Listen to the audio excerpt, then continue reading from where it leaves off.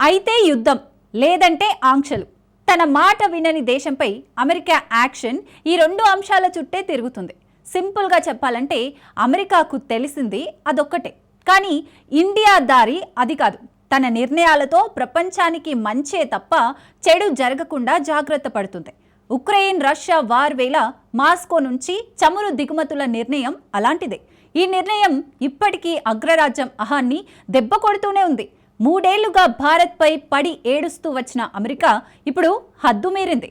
రష్యాతో వ్యాపార సంబంధాలు కొనసాగిస్తే భారత్పై 500% టారిఫ్ విధిస్తామంటూ బెదిరింపులకు దిగుతోంది. ఇంతకో భారత్ రష్యా స్నేహాన్ని అగ్రరాజ్యం ఎందుకు ఓర్చుకోలేకపోతుంది? ఏడాది క్రితం ఇండియా నిర్ణయం బేష్ అన్న అగ్రరాజ్యం ఇప్పుడు బెదిరింపులకు దిగడానికి రీజన్ ఏంటి? Watch this. భారత రష్యా స్నేహంపై మళ్లీ విషం చిమ్మిన అగ్రరాజ్యం. రష్యా నుంచి ఆయిల్ కొనొద్దంటూ భారత్కు బెదిరింపులు. ట్రంప్ సర్కారు బెదిరింపులకు భారత్ ఎలా బదులిస్తుంది? If you're buying products from Russia and you're not helping Ukraine, then there's a 500% tariff on your products coming to the United States. India and China buy 70% of Putin's oil. They keep his war machine going. My bill has 84 co-sponsors. It would allow the president to put tariffs on China and India and other countries to stop them from supporting Putin's war machine to get him to the table. For the first time yesterday, the president told me... You were playing golf with him? Yeah, I was playing golf with him. He says, it's time to move your bill. There's a waiver in the bill, Mr. President. You're in charge of whether or not it's to be implemented. ఈయన పేరు Lindsay Graham, Republican senator. రష్యాతో వ్యాపారం చేసే దేశాల ఉత్పత్తులపై 500% సుంకం ఉంటుంది అన్నది ఈయన ప్రకటన. భారత్, చైనా మాస్కో నుంచి 70% చమురు కొనుగోలు చేస్తున్నాయని, రష్యాతో వాణిజ్య సంబంధాలను కొనసాగించే దేశాలపై అధిక సుంకాలు విధించేలా ట్రంప్ మద్దతుతో యుఎస్ సెనెట్లో బిల్లు తీసుకొస్తామని తెలిపాడు. ఈ బిల్లు వచ్చే నెలలోనే ప్రవేశపెట్టే అవకాశం ఉందని పేర్కొన్నాడు. ఈ బిల్లుకు ట్రంప్ కూడా గ్రీన్ సిగ్నల్ ఇచ్చినట్టు తెలిపాడు. ఇప్పుడే ఈ బిల్లు పెట్టడానికి రీజన్ రష్యాను ఆర్థికంగా ఇబ్బందులకు గురిచేయడమే. తద్వారా కాల్పుల విరమణ ఈజీ అవుతుందని ట్రంప్ భావిస్తున్నట్టు కనిపిస్తోంది. ఈ బిల్లు రష్యా నుంచి పెద్ద మొత్తంలో చమురు కొనుగోలు చేస్తున్న ఇండియా, చైనాపై తీవ్ర ప్రభావం చూపుతుంది. మన ఔషధాలు, వస్త్రాలు వంటి ఎగుమతులపై తీవ్ర ప్రభావం పడుతుంది.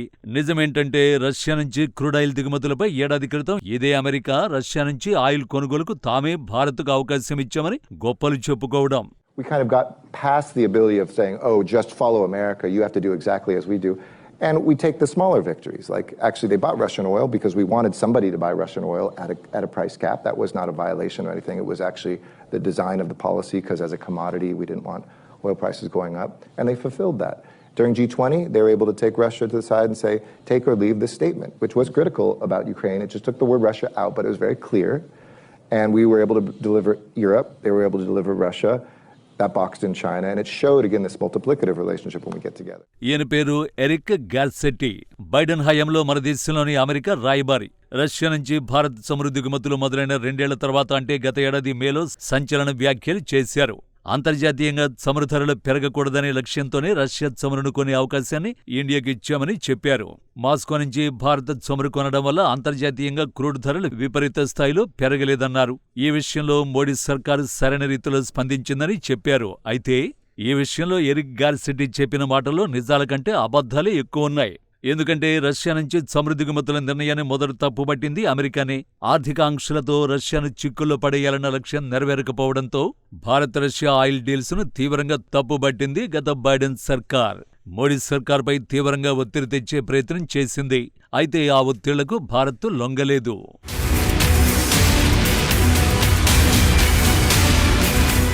ఇంధన ఉత్పత్తి లేని దేశాలకు దిగుమతి ఒక్కటే ఆప్షన్. చాలా దేశాలు తమ విదేశీ మార్గాల్లో చాలా వరకు ఇంధనం కోసమే ఖర్చు చేయాల్సిన పరిస్థితి. భారత్ కూడా ఇందుకు అతీతమేం కాదు. మన అవసరాల కోసం సౌదీపైనే అధికంగా ఆధారపడ్డాం. కానీ ఉక్రెయిన్ రష్యా యుద్ధం తర్వాత రష్యాతో మనకున్న స్నేహం కారణంగా మాస్కో బంపర్ ఆఫర్ ఇచ్చింది. తమ దేశం నుంచి తక్కువ ధరకే క్రూడ్ ఆయిల్ సరఫరా చేస్తామని, ట్రాన్స్పోర్ట్ ఇబ్బందులు కూడా లేకుండా చేస్తామని ప్రకటించింది. నాటి నుంచి రష్యా నుంచి భారీగా క్రూడ్ దిగుమతులు జరుగుతున్నాయి. ఈ క్రమంలోనే అమెరికా, EU దేశాలు మనల్ని కార్నర్ చేసే ప్రయత్నం చేశాయి. రష్యా దాడులతో ఉక్రెయిన్ ప్రజలు ప్రాణాలు కోల్పోతుంటే ఆ యుద్ధాన్ని క్యాష్ చేసుకుంటున్నారని విష ప్రచారం చేశాయి. అయితే ఆ విమర్శలకు జైశంకర్ ధీటైన జవాబు ఇచ్చారు. ఆంక్షల పేరుతో డ్రామాలే తప్ప అమెరికా, EU దేశాలే మాస్కో నుంచి అధికంగా ఆయిల్ దిగుమతులు చేసుకుంటున్నాయని నోళ్లు మోయించారు. చివరికి ఈ విషయంలో అటు రష్యా, ఇటు ఇండియాను నిలువరించడం అసాధ్యమని భావించిన అమెరికా సైలెంట్ అయింది. భారత్ తన దారికి రాదని గ్రహించి తామే రష్యా నుంచి ఆయిల్ దిగుమతులకు గ్రీన్ సిగ్నల్ ఇచ్చామంటూ గొప్పలు పోయింది. ఈ మొత్తం ఎపిసోడ్లో ఒక్కటి మాత్రం నిజం. రష్యా నుంచి చమురు దిగుమతుల వల్ల అంతర్జాతీయంగా చమురు ధరలు అదుపులో ఉన్నాయి. ఈ విషయం మన విదేశాంగ మంత్రి జైశంకర్ ఎప్పుడూ చెప్పారు. We've actually softened the oil markets and the gas markets through our purchase policies. We have, as a consequence, actually managed global inflation. So, frankly, people should be saying thank you. Service. Yes, absolutely. I'm waiting for the thank you. Jaishankar మాటల్లో చెప్పాలంటే Russia నుంచి చమురు దిగుమతులు చేసుకుంటున్నందుకు ప్రపంచమే భారత్కు thanks చెప్పుకోవాలి. Russia నుంచి చమురు కొనుగోలు చేయడంతో అంతర్జాతీయ మార్కెట్లో ధరలు పెరగకుండా చేసిందని, ఆ కారణంతో అంతర్జాతీయంగా ద్రవ్యోల్బణం అదుపులో ఉండేందుకు ఉపయోగపడిందని జైశంకర్ చెప్పారు. ఈ విషయంలో ప్రపంచ దేశాలు భారత్కు కృతజ్ఞతలు చెప్పాలని, దానికోసం తాను ఎదురు చూస్తున్నారని వెల్లడించారు. నిజానికి రష్యాపై ఆంక్షలకు ముందు బ్యారెల్ చమురు సుమారు $90 విక్రయించేవారు. ఆంక్షల తర్వాత ఈ ధర $120 దాటింది. భవిష్యత్తులోనూ మాస్కోపై మరిన్ని ఆంక్షలుంటాయనే సంకేతాలు రావడంతో రిఫైనర్లు అప్పుడే భయపడ్డారు. పాశ్చాత్య దేశాలు చమురు ఆంక్షలు విధించినా రష్యా ఇంధనానికి దూరంగా ఉన్నా చమురు బ్యారెల్ $160 నుంచి $200 పెరగొచ్చని ఇంధన విశ్లేషకులు హెచ్చరించారు. చమురు ధరలు ఎక్కువగా ఉండడం వల్ల అమెరికాలో గ్యాలన్ ఇంధన ధర $5 దాటే పరిస్థితులు ఎదురయ్యాయి. ఈ సమస్యను అధిగమించడానికి నాటి బైడెన్ సర్కారు తీవ్రంగా ప్రయత్నించింది. రష్యా ఇంధన ఎగుమతులపై నిషేధం యూరోప్ను తీవ్ర ఇబ్బందులకు గురిచేసింది. ఎందుకంటే యూరోప్కు 40% గ్యాస్ రష్యా నుంచే సరఫరా అవుతుంది.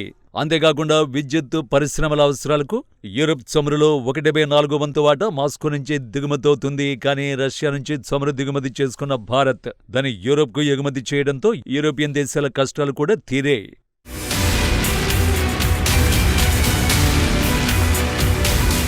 గత ఏడాది ఈ పరిణామాలను గమనించింది కాబట్టి భారత నిర్ణయం భేష్ అంది. ఇండియాకు తామే అవకాశం కల్పించామని గొప్పలు పోయింది. కానీ కుక్కతోక వంకర అన్నట్టు ఇప్పుడు మళ్లీ భారత రష్యా స్నేహంపై కుట్రలు స్టార్ట్ చేసింది. రష్యాతో వ్యాపారం చేస్తున్న భారత్ చైనాలపై 500% టారిఫ్లు విధించేలా సెనెట్ ముందుకు బిల్లు తెచ్చే ప్రయత్నాలు చేస్తోంది. తద్వారా భారత్ చైనాలను దూరం చేసి యుద్ధంలో రష్యాను ఓడించడమో లేక కాళ్ల దగ్గరకు తెచ్చుకోవడమో చేయాలనేది ట్రంప్ సర్కారు ప్లాన్. కానీ ఈ వ్యూహాలు వర్కౌట్ అయ్యే సీన్ లేదు. ఎందుకంటే అక్కడున్నది పుతిన్. పశ్చిమ దేశాలన్నీ కలిసొచ్చినా 3 ఏళ్లకు పైగా కొనసాగుతున్న యుద్ధంలో సింగిల్గా పోరాడుతున్న పర్సన్. ఇక భారత్ రష్యా స్నేహం సంగతి ఏంటంటారా? ఈ బంధాన్ని అమెరికా కాదు అంతరిక్షం నుంచి ఏలియన్లు వచ్చినా బ్రేక్ చేయలేరు. స్నేహం కోసం భారత్ ఎంతవరకైనా వెళుతుంది. అవసరమైతే నష్టాలను భరిస్తుంది. అన్నింటికి మించి భారత వస్తువులపై ఆంక్షలు విధిస్తే నష్టపోయేది అమెరికానే. ఎందుకంటే మన ఔషధాలకు ప్రత్యామ్నాయం అమెరికాకు అంత ఈజీ కాదు.